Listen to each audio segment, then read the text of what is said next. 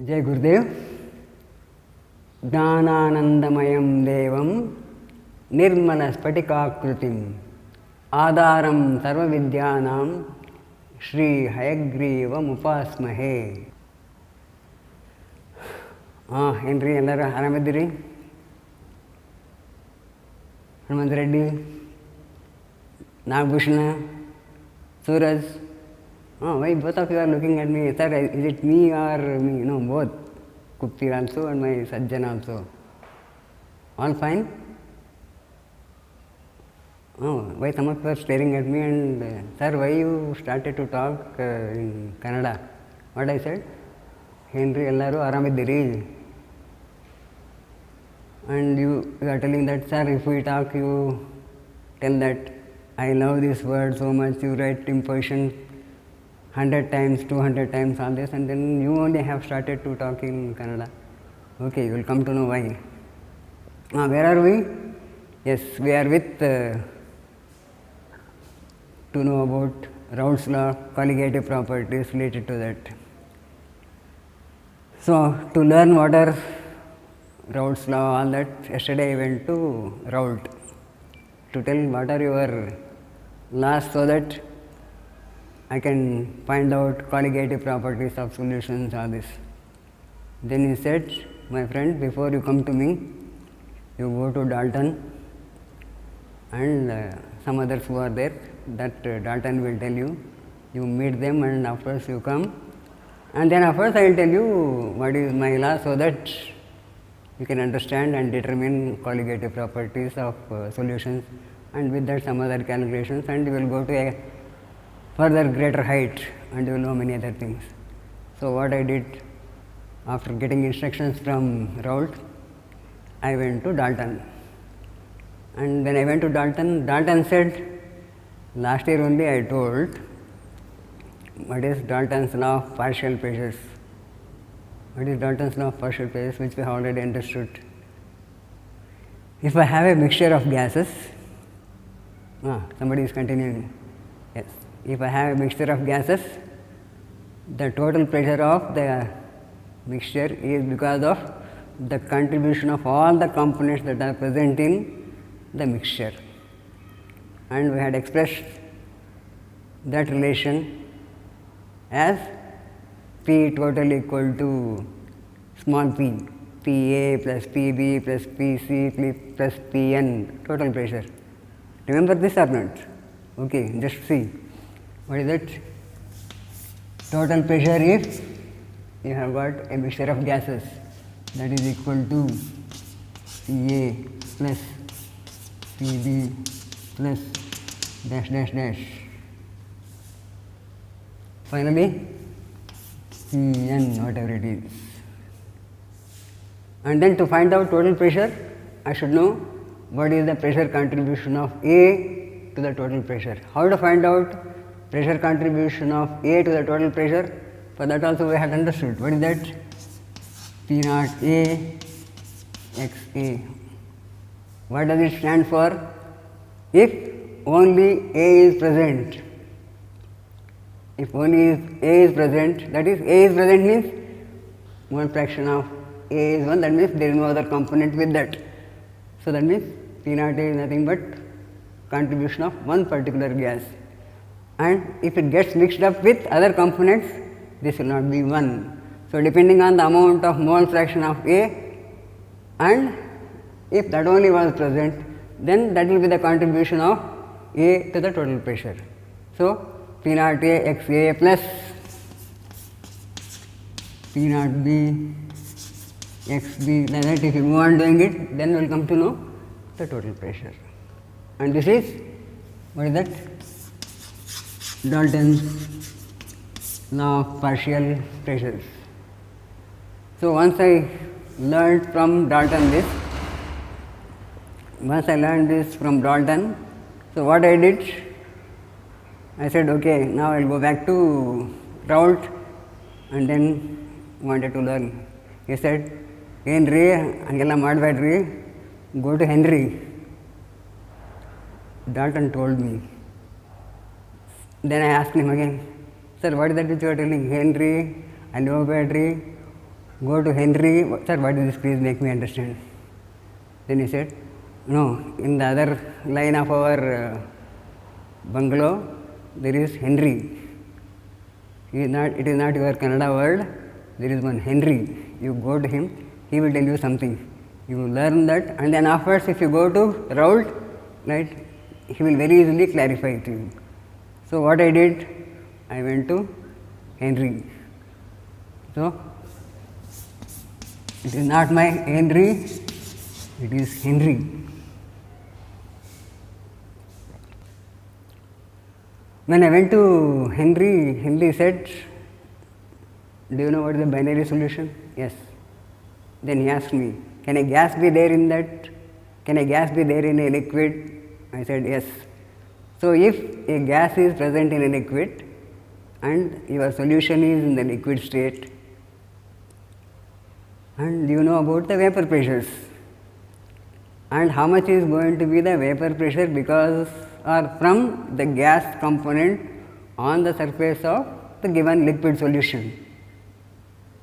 Then I said, sir, please make me understand. He said, okay, take the given liquid in which you have gas as a solute, and as gas is present as a solute, gas also will escape into the vapor phase, that also will contribute to the pressure on the surface.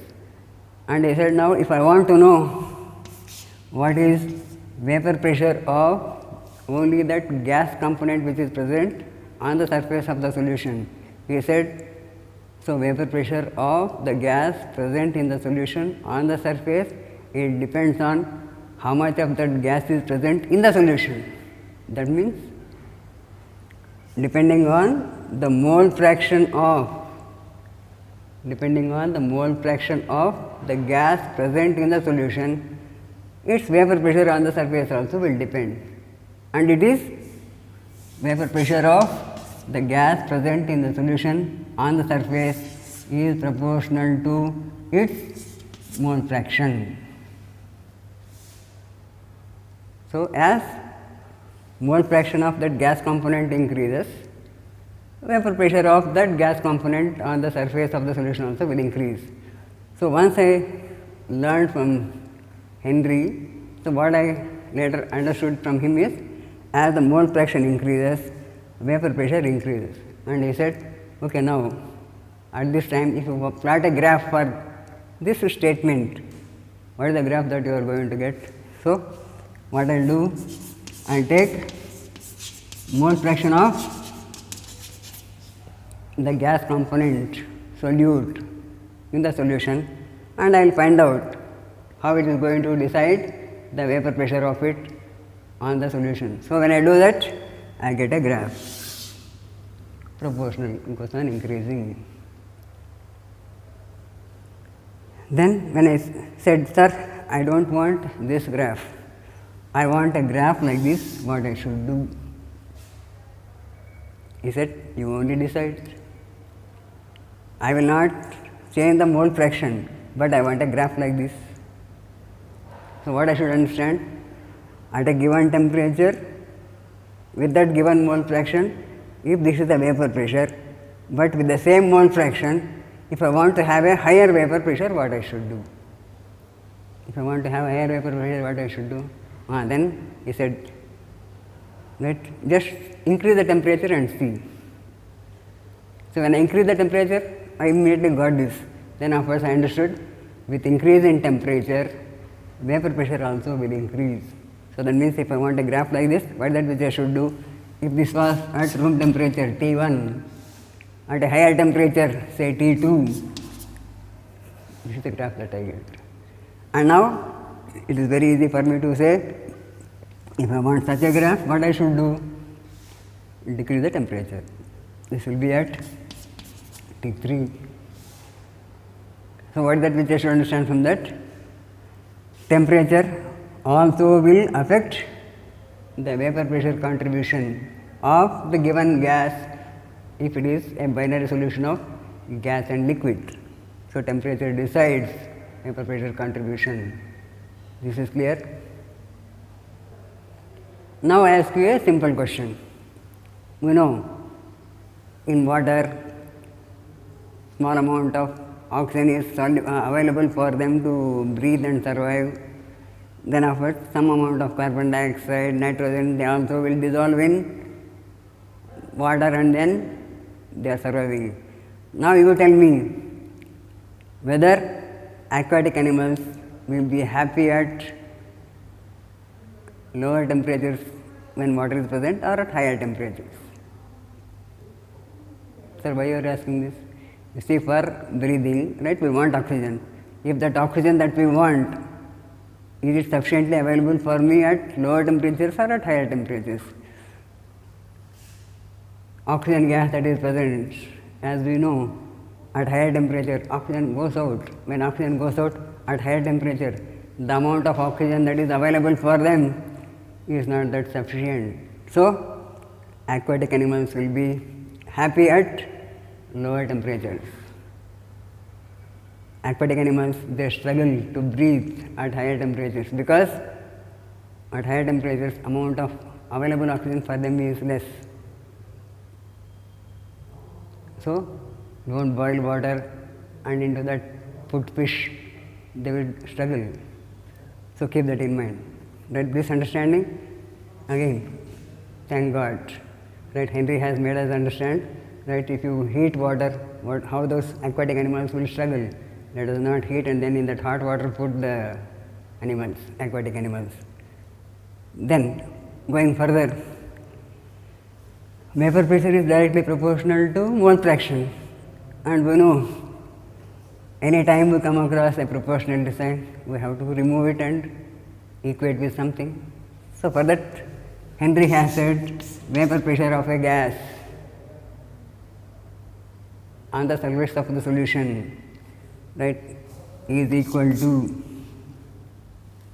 a constant KH, Henry's constant, and afterwards mole fraction of it.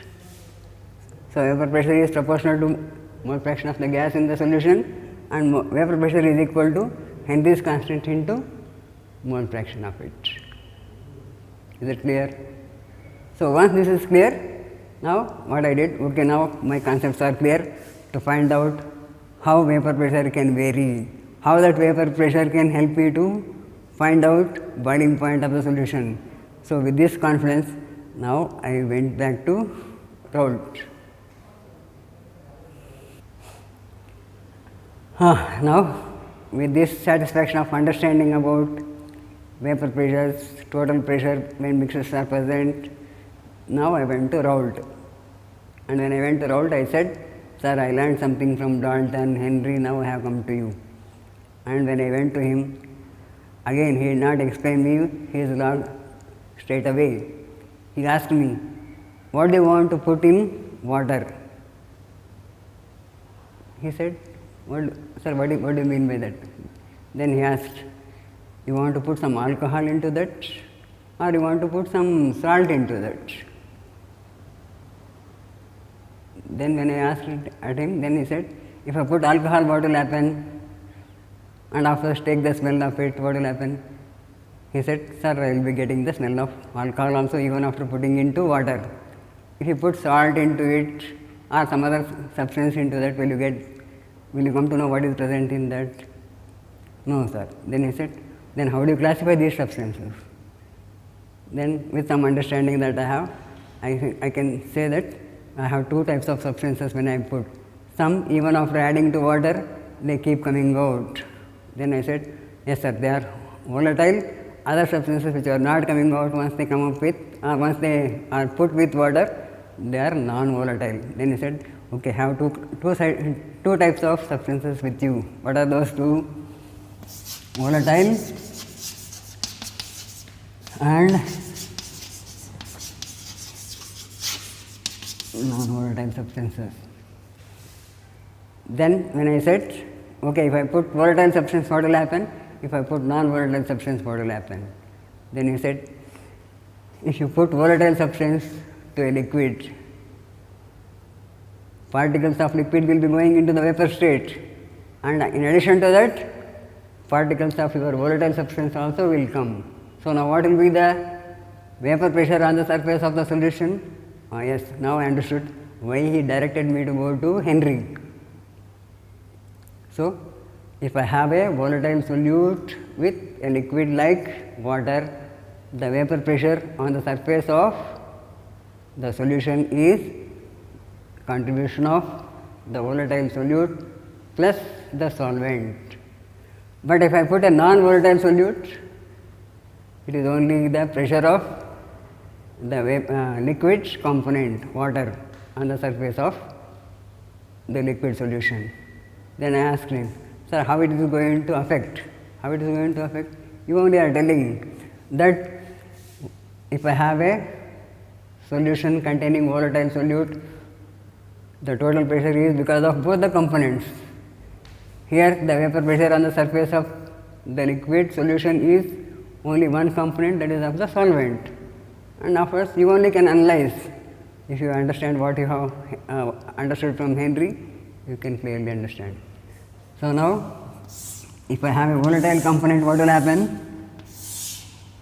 Onto the surface, not only the solvent particles escape, the solute particles of the volatile component. No, don't think that only alcohol is an example for volatile substance. There are many. Right? If you want to further understand what are volatile substances, camphor, naphthalene. Sir, you are telling something else. Oh, understood. Camphor, naphthalene, they directly go into the gas state. We call them as sublimates.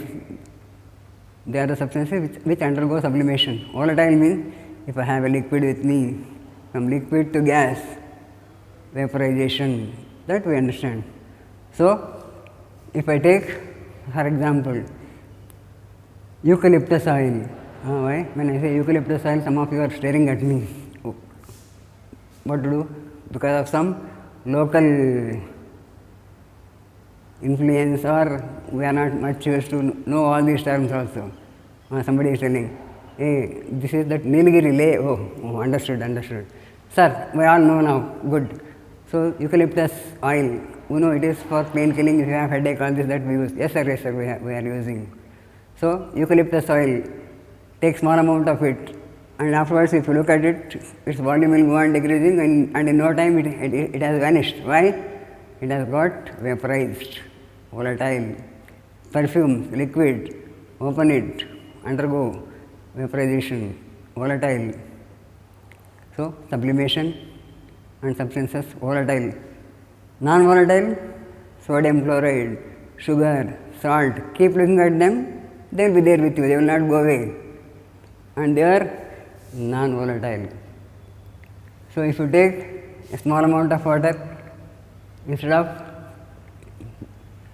adding alcohol, you can put any other substance which will mix with that, but afterwards keep coming out slowly. And the same way, ammonia gas goes into, and ammonia gas keeps coming out. It takes time for everything to come out. That means ammonia gas also will escape into. The gas has gone into, got mixed up, later it keeps coming out. Then same way, HCl gas dissolves, comes out. How to find out whether ammonia gas and HCl gas are coming out from the solution? We know some experiment that we had performed in lower classes. Dip a rod in ammonia dissolved water, dip a rod in HCl dissolved water, take out those glass rods, bring them close. If you bring them close, you see a smoke in between, you see a cloud formation there. What is that cloud formation? Ammonia, HCl, NH3 plus HCl. What happens? Ammonium chloride will form, a white solid forms, cloud formation. And this we had understood in a different way. Right? To remember, what is that? Sir, this is India, this is Pakistan, or some other, right? When two enemy nations are present, and when they are brought, automatically there will be some misunderstanding and some warlike situation will take place. NH3HCl, bring them. You call it one nation, you call the other one other enemy nation, bring them close, you see some war situation, ammonium chloride. So, when I have a volatile solute present in the solution, what comes out? Both of them will contribute. So, now the total pressure on the surface of the solution is because of these two. Is it going to be high, low? It depends on, is the volatile substance more volatile than the solvent? Is the volatile substance less volatile than the solvent? That will decide which is going to contribute more to the total pressure. I repeat, you have added a volatile solute. Is that volatile solute contributing to the total pressure on the surface? It depends on, is it more volatile? If the volatile component is contributing less to the total pressure, that means it is less volatile. Volatile less, is it more or less? But if I have a non-volatile solute, what will happen? Non-volatile solute that you have added, it is not going into the gas state, it is not going into the vapor state and accounting for the pressure. But is it going to affect? We think it is non-volatile, it is not going to affect, but it is bound to affect. How it is going to affect? That non-volatile substance which has got mixed up, it has formed a solution, it is going to get distributed all over. When it gets distributed all over, particles of them certainly will occupy the surface also. When it occupies the surface also, then what will happen? Some particles of the solvent which they want to go into the gas state, now they are obstructed from going into the gas state. When they are obstructed from going into the vapor phase, the amount of vapor on the surface of the liquid solution will decrease. That means, because of the non-volatile solute present, total vapor pressure will decrease. So, non-volatile solute added to a liquid, having a liquid solution, its vapor pressure will decrease because of non-volatile solute that is present. How much is going to be the decrease? Again, it depends on the mole fraction. Higher the mole fraction of the non-volatile solute, lesser is going to be the total vapor pressure. So, vapor pressure of a liquid solution with non-volatile solute, right, there is going to be a decrease. So, how much is going to be the decrease? How much is going to be the decrease? It will help us to find out how much of non-volatile solute is present with that. So, by just finding out how much is going to be the how much is going to be the decrease in the vapor pressure because of non-volatile solute, I can find out how much amount of substance is present. I can find out mole fraction. How to find mole fraction? For that I should know the mass, molar mass, that we don't know how to find out.